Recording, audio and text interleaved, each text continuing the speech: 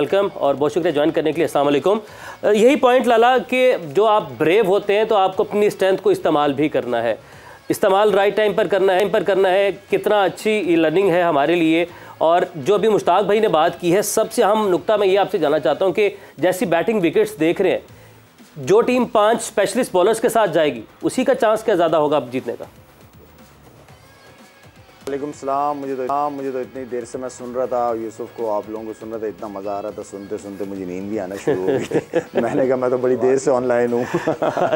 Well नहीं, अब मेरे ख्याल में जिस तरह यूसुफ ने और मुशी भाई ने जो बातें की है वही बेसिक की बातें हैं और वहीं पे क्रिकेट शुरू होती है और क्रिकेट शुरू आपकी वहीं से होती है। बेसिक स्ट्रॉन्ग हो तो फिर स्ट्रक्चर खड़ा करना ईजी हो जाता है, तो फाउंडेशन स्ट्रॉन्ग होनी चाहिए। खैर उसके अलावा देखें, आपके पास जो मुशी भाई बात कर रहे हैं ना कि आपके पास जेन्युइन, ये इस तरह की पिच है कि वाकई आपको जेन्युइन बैट्समैन और जेन्युइन बॉलर चाहिए जो पूरे 10 ओवर आपके लिए कर सके, या प्रॉपर आपके पास एक ऑलराउंडर्स भी होते थे ना, ऑलराउंडर भी खेलते थे, वो उनके ऊपर ये ट्रस्ट होता था कि यार 10 ओवर भी करके दे देगा, 30 35 24 रन जितने भी रन है वो रन भी करके दे देगा। तो वो या तो फिर आपका उस तरह का इंपैक्ट ऑलराउंडर होना चाहिए। तो बेसिक आपकी जो बैट्समैन हैं, ऑनेस्टली अगर आपके पास किसी टीम के पास विकेटें हाथ में हो तो ये ऐसी पिच है कि आप नीचे से बड़ा ज़बरदस्त कवर कर सकते हो, क्योंकि आप शुरू में थोड़ा सा चांस लेते हो, सर्कल की वजह से भी आप लेते हैं। बीच का जो रोल है वो लंबे रनों का नहीं है, वो 6 रन 7 रन 6 रन, और ये इस तरह की पिचें 6 रन 7 रन बैट्समैन की इनिंग बिल्ड करना, टाइम लेके खेलते रहना, वो जो आपकी विकेटें हाथ में हो ना, आप कॉन्फिडेंट भी फील करते हैं बैट्समैन कि यार अब हमारे पास टाइम है मारने का। और जो पीछे वाले बैट्समैन आते हैं उनको तो पता है कि उनका गेम ही वो ये, वो डबल माइंडेड पे नहीं खेलते, वो फिर अपना ही गेम खेलते हैं, इसलिए कि उनके पास ओवर 10 से 15 ओवर होते हैं। तो कहने का मतलब ये है कि जो तगड़े बैट्समैन हैं, ये अच्छी पिचें हैं, इसके ऊपर हमने बड़ी अच्छी इनिंगें देखी हैं। तो आप पॉजिटिव एटीट्यूड के साथ खेलें, अपनी बॉल का इंतजार करें, इस पिच पे बॉल मिलेगी जहां आप मारना चाह रहे हो। सही जवेरिया, आपकी जान बढ़ते हैं। अब आप ये जो लाला की हमने सारी बात सुनी है, हम इस डिस्कशन के अंदर थोड़ा सा आगे बढ़ते हैं। हम साथ साथ ये भी चाह रहे हैं कि हमें भी कुछ पता चले। एक मैं कमेंट्री सुन रहा था, 1992 के पुराना मैच था मुश्ताक भाई, उसमें भी हम ये बिट्स एंड पीसेस प्लेयर का जिक्र किया गया था। क्या अब आज की क्रिकेट में या तो ऑलराउंडर हो, फ्लिंटॉफ जैसा हो, अब्दुल रज़ाक जैसा हो, लाला की तरह हो, और मतलब बहुत सारे हैं, जैक एलिस है, ऐसी बहुत सारी एग्जांपल्स हैं, मुश्ताक भाई जैसे हो, ठीक है, या तो कंप्लीट ऑलराउंडर हो, भाई की तरह। जी बिल्कुल।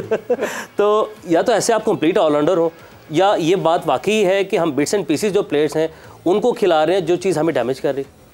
मुश्ताक भाई ने एक बात बहुत ज़बरदस्त की है कि जिसकी रूट स्ट्रॉन्ग होती है ना, उसको फियर ऑफ फेलियर नहीं होता, क्योंकि उसको उस सवाल का जवाब आता है। अब अगर मैं फ़र्ज़ करें आपको कह दूं कि जाके छक्के मार दें, बेशक आप जितने भी बहादुर होंगे आप नहीं मार पाएंगे, तो जिसको वो काम आता होगा वो कर पाएगा। और लाला ने जो बात की, जो स्पेशलिस्ट लोग, जितनी तेज़ क्रिकेट हो गई, जितनी फ्लैट हो गई है, अब वही चाहिए जो अपना काम एक पूरी तरीके से निभाए, क्योंकि अब वो नहीं है कि एक गड़बड़ करेगा तो दूसरा आके उसको कवर करता रहेगा। जो स्पेशलिस्ट है, अब जैसे शाहीन का था, शाहीन की बॉलिंग की कमी कोई भी पूरी नहीं कर सकता, शाहीन को ही करना है, और जिस तरह उसने कमबैक किया, एक कैरेक्टर चाहिए होता है। तो अब की क्रिकेट में आपको जो अपना काम करना है वो पूरा करना है। बिट्स एंड पीसेस वाले पे ना आप रिलाई नहीं कर सकते, क्योंकि आपको नहीं पता उस दिन वो क्या ऑफर करेगा। बिल्कुल ऐसे ही। तो जिसने खेलना है, फ़र्ज़ करें अगर नवाज़ का काम है, नवाज़ का काम है कि वो अपनी बॉलिंग पूरी करे, उसके बाद बैटिंग में आप एज ऑलराउंडर खिला रहे हैं, तो अब उसको जस्टिफाई करना पड़ेगा। अगर उसका प्योर बॉलर का टैग है, फिर वो जितने भी रन कर दे इट्स ओके, लेकिन बिट्स एंड पीसेस वाला वॉन्ट वर्क एनी मोर, आपको बहुत रिलायबल होना पड़ेगा।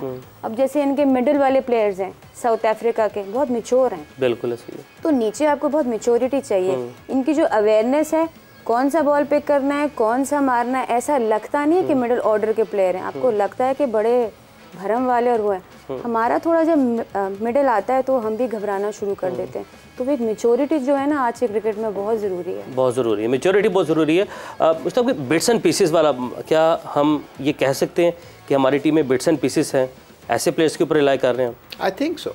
आई थिंक अगर देखा जाए नवाज़ की शक्ल में, शदाब की शक्ल में, शदाब को अगर जब तक जेन्युइन लेग स्पिनर तो आप इस्तेमाल नहीं करेंगे, वो हम उसको एडवांटेज क्या मिल रहा था पता है आपको? जितने लंबे मैचों से उसको एडवांटेज दिया था वो उसकी बैटिंग और फील्डिंग की वजह से मिल रहा था। It's good to be have. जैसे हमने शाहिद की बात किया, don't want to make him embarrass के हमारे साथ शो में है, जब ऐसा प्लेयर हो जो 3 in 1 हो, जिसकी बॉलिंग के ऊपर आपको यकीन हो। शाहिद करता क्या था, हम जब भी, मुझे याद है 90s में शाहिद की सिलेक्शन के ऊपर जब भी हमारी बात होती होती थी, जितने भी सीनियर प्लेयर बैट होते थे, हम शायद से 20-30 रन चाहिए होते थे हमें इसके 10 ओवर के पूरा 10 ओवर का बॉलर बन गया था ये।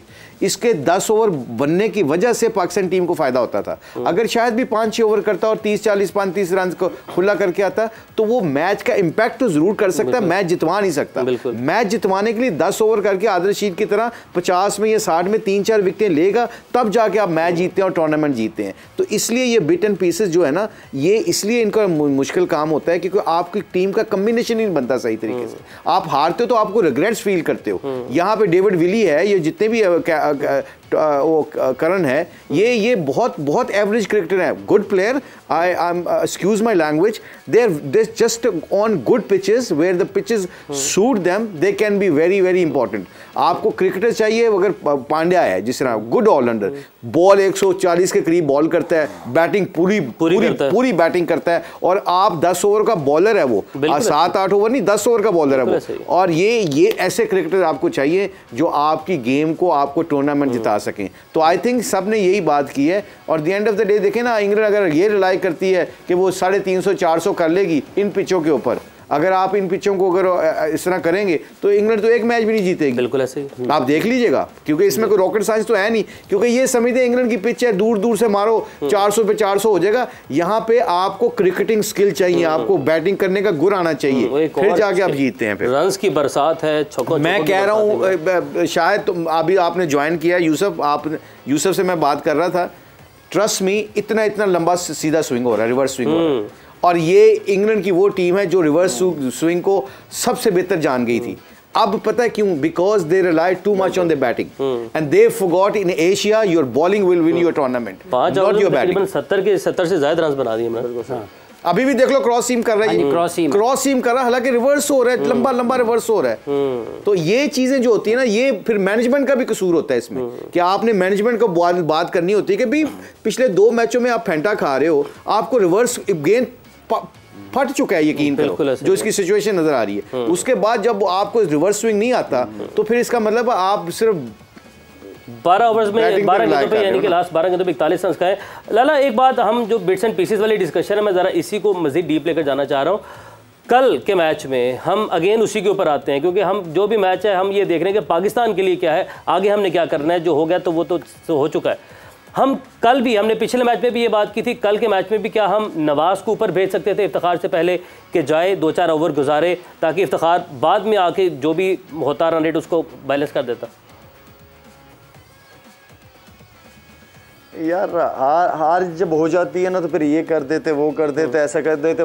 देखिए, इफ्तिखार भी कोई बुरी चॉइस नहीं है, इफ्तिखार भी काफ़ी एक्सपीरियंस है। इफ्तिखार को भी थोड़ा सा टाइम चाहिए था ना उस पेज के ऊपर, कि वो जाता, सिंगल डबल से इनिंग शुरू करता, कॉन्फिडेंट फील करता, उसके सामने ओवर होते, इनिंग बिल्ड करता, फिर उसके बाद छक्के चौके मारता। वो तो एक गलत शॉट सिलेक्शन पे जो है वो मेरे ख्याल में आउट हुआ है। उस पर शॉट वो बनता नहीं था कि एक बॉलर तेज़ गेंदें कर रहा है और आप उसको एज अ बॉलर, मैं ये चाहता था हमेशा कि मुझे कोई कट मारने वाला हो या स्विप मारने वाला हो, ताकि मैं उस पैड पे मार सकूं या बोल्ड कर सकूं।